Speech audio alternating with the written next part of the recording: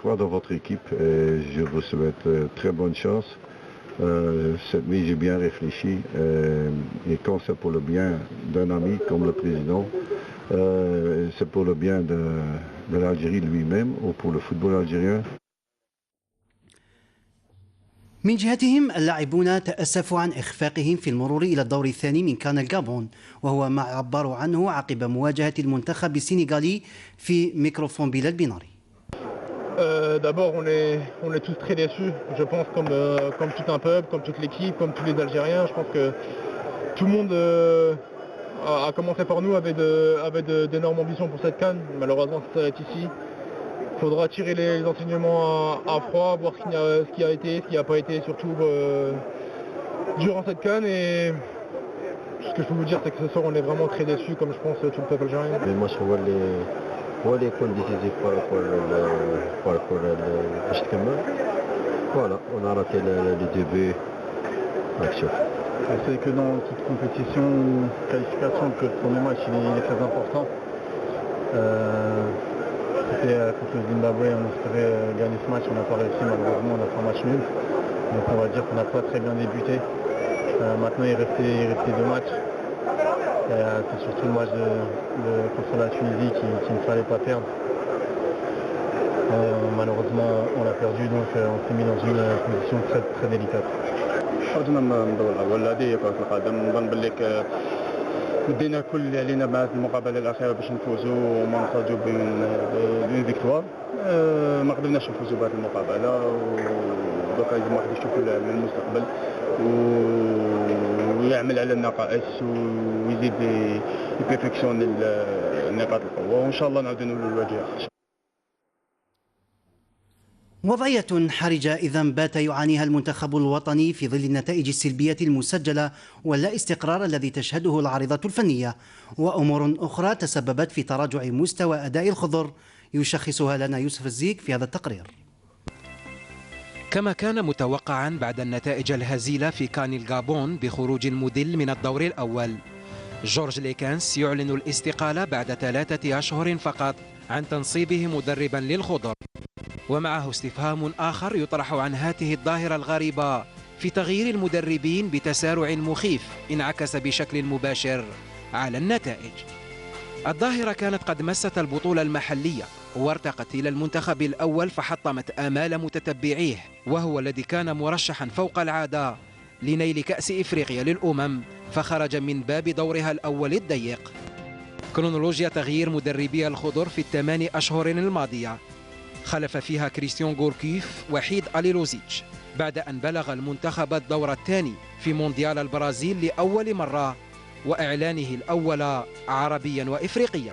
في 3 أشهر فقط غوركيف الذي لم يسبق له أن درب منتخبا عالميا عانت الجزائر الأمرين معه لبلوغ دور المجموعات في تصفيات مونديال روسيا بأداء باهت، لتستنجد الاتحادية الجزائرية لكرة القدم بالتقنية الصربي ميلوفان رايفاتش الذي لم يلبث هو الآخر إلا 3 أشهر أخرى ليكون اللقاء الأول برسم تصفيات كأس العالم ضد الكاميرون، والتعادل فيه داخل الديار وخلافاته مع اللاعبين ومشكلة الاتصال بسبب اللغة بابا للتخوف على مستقبل الفريق، فكان الطلاق بالتراضي.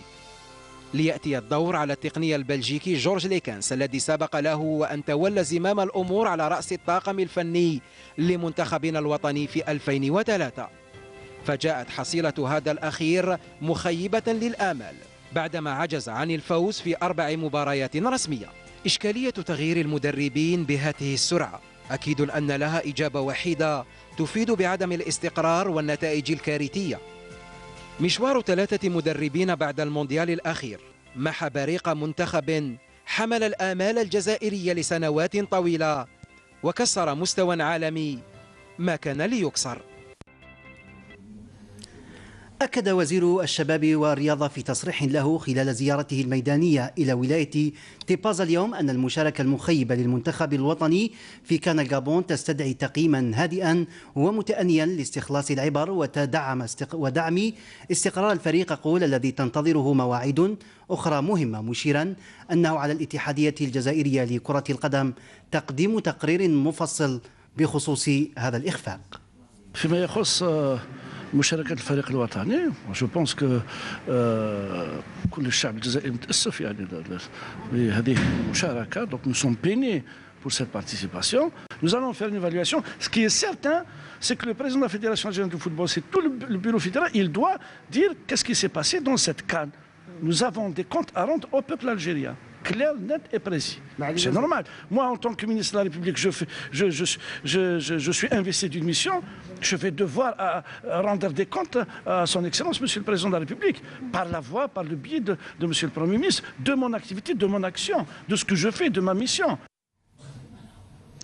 وزير الشباب والرياضة ومن تيبازا وجه رسالة إلى كل المسؤولين عن المنتخبات الوطنية يتحمل مسؤولياتهم في اختيار الرياضيين الذين يمثلون الألوان الوطنية في المحافل الدولية، مشيرا إلى أنه سيعقد اجتماعا مع الرؤساء الجدد بعد تجديد الاتحادية الرياضية في الأيام المقبلة. أنا في مرحلة إعادة تجديد الهيئات الرياضية الوطنية. pour préparer باش ندخلوا في عهد الأولمبية الجديدة 2017-2020. لو ميساج رسالة لكل الفيدراليات، كل الاتحاديات وكل المسؤولين على الرياضة الوطنية، donc le sport national. S'agissant des équipes nationales, la sélection des sportifs, la sélection des athlètes au niveau, donc aux équipes nationales, les règles, elles sont connues. Il faut prendre les meilleurs. Donc, s'agissant de la souveraineté nationale, تمثيل الجزائر على مستوى المحافل الدولية في المجال الرياضي لازم يروحوا les meilleurs athlètes doivent partir. Et je ne parle pas uniquement dans la discipline football. Donc ندير اجتماع مع كل رؤساء الاتحاديات، les nouveaux présidents. Donc le message il sera très clair. Il faut sélectionner les meilleurs, il faut ramener les meilleurs entraîneurs, il faut mettre en place les meilleurs DTN. بأداء لافت وبعروض كروية جزائرية بامتياز وبروح قتالية عالية، أنهى الفريق الوطني العسكري مشواره في كأس العالم بالعاصمة العمانية مسقط بعد تعثره مساء اليوم أمام نظيره المصري ب2-0. فريقنا الوطني العسكري أبان عن مستوى كروي راق وإصرار على تحقيق الانتصار والتألق في رابع مباراة في هذه التظاهرة العالمية، بعد أن تخطى بجدارة واستحقاق منتخبات ألمانيا، إيران وكوريا الشمالية، مؤكدا بذلك اللياقة العالية باعتباره المنتخب الوحيد الذي تحصل على العلامة الكاملة ب9 نقاط في الدور الأول.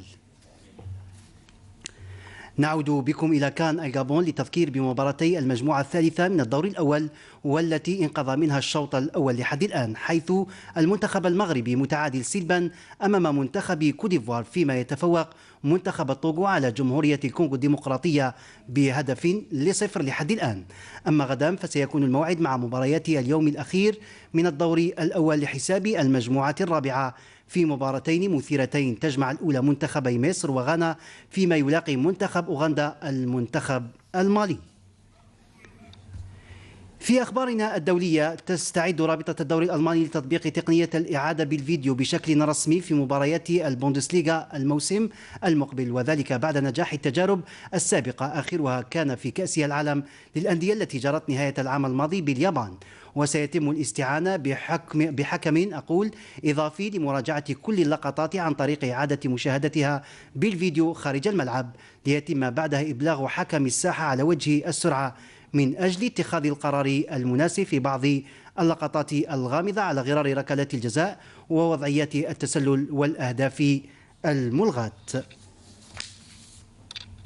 بهذا الخبر نأتي إلى ختام أوراقنا الرياضية. سهرة ممتعة والسلام عليكم.